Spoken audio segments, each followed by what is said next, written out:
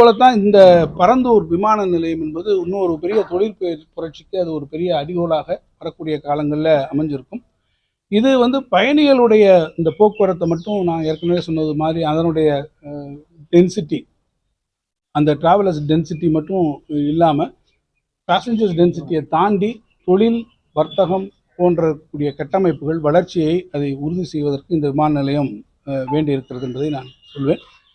விஜய் போகிறத பற்றி அதான் நாளைக்கு விஜய் போகிறது யார் வேணாலும் போகலாம் சார். ஒரு அரசியல் கட்சியினுடைய தலைவர்கள் யார் வேண்டுமானாலும் போய் பொதுமக்களை சந்திப்பதெல்லாம்.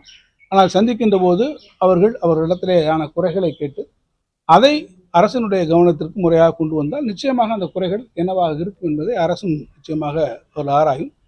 அவர் அங்கே செல்வதற்கு அனுமதியும் வழங்கப்பட்டிருக்கிறது. எந்த அரசியல் கட்சியினுடைய தலைவராக இருந்தாலும் அது பொருந்தும் என்பதை நான் இங்கே தெரிவிக்க விரும்புகிறேன். எனவே இந்த பரந்தூர் விமான நிலையம் என்பது நம்ம நிச்சயமாக எல்லா விதத்திலும் ஒரு தேவையான விமான நிலையமாக அது இருக்கிறது என்பதை நான் சொல்வேன்.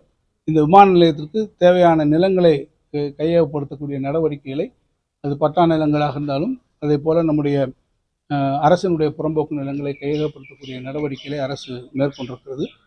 அங்கே இருக்கக்கூடிய மக்கள், அந்த மக்களுக்கு பாதிக்காத வகையிலே மறு அமர்வை செய்வதற்கான நடவடிக்கைகள் அதையும் அரசாங்கம் இன்றைக்கு மேற்கொண்டிருக்கிறது. நான் ஏற்கனவே சொன்னது, வளர்ச்சி ஒரு புறம் இருந்தாலும் கூட மக்களின் வாழ்வாதாரம் பாதிக்கக்கூடாது என்பதிலே மாண்புமிகு முதலமைச்சர் அவர்கள் கவனமாக இருக்கிறார்கள்.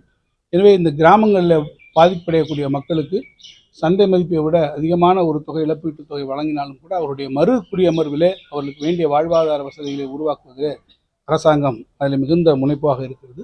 அதே போல் அங்கே இருக்கக்கூடிய நீர்நிலைகள், அந்த நீர்நிலைகளையும் எந்த அளவிலே நாம் சீர் செய்ய முடியும், காப்பாற்ற முடியும் என்பதற்காக ஒரு உயர்மட்ட குழு அமைந்து அந்த நீர் மேலாண்மை செய்வதற்கு அந்த குழு தன்னுடைய பரிந்துரைகளை அளித்திருக்கிறது.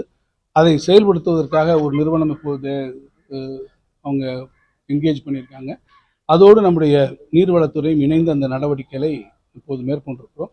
எனவே அந்த திட்டம் வருவது என்பது நம்முடைய ஒட்டுமொத்த பொருளாதாரத்திற்கும் மிக முக்கியமான ஒரு திட்டமாக இருக்கிறது என்பதையும் நான் இந்த செய்தியாளருடைய சந்திப்பின் வாயிலாக நான் தெரிவிக்கிறேன். அந்நியில் பல்வேறு திட்டங்கள், புதிதான திட்டங்களுக்கு நம்ம பணம் கொடுத்துட்டே வரோம்.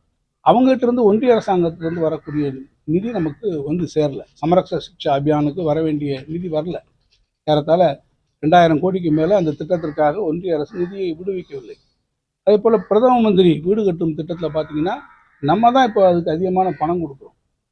வேறு பிரதம மந்திரி வீடு கட்டும் திட்டமாக இருந்தாலும் சரி, அவங்க திட்டத்தோடைய இதே உயர்த்தலை. ஆனால் கலைஞர் வீடு வழங்கும் திட்டத்துக்கு பார்த்தீங்கன்னா நம்ம இப்போ 3,80,000 கொடுக்குறோம். அவங்க அதே பழைய மாதிரி அதே தான் வச்சுருக்காங்க. நம்ம தான் கூடுதலாக அதற்கு பணம் ஒதுக்கி மாநில அரசாங்கத்துடைய சொந்த நிதியிலிருந்து அதிகமான செலவழிக்கிறோம்.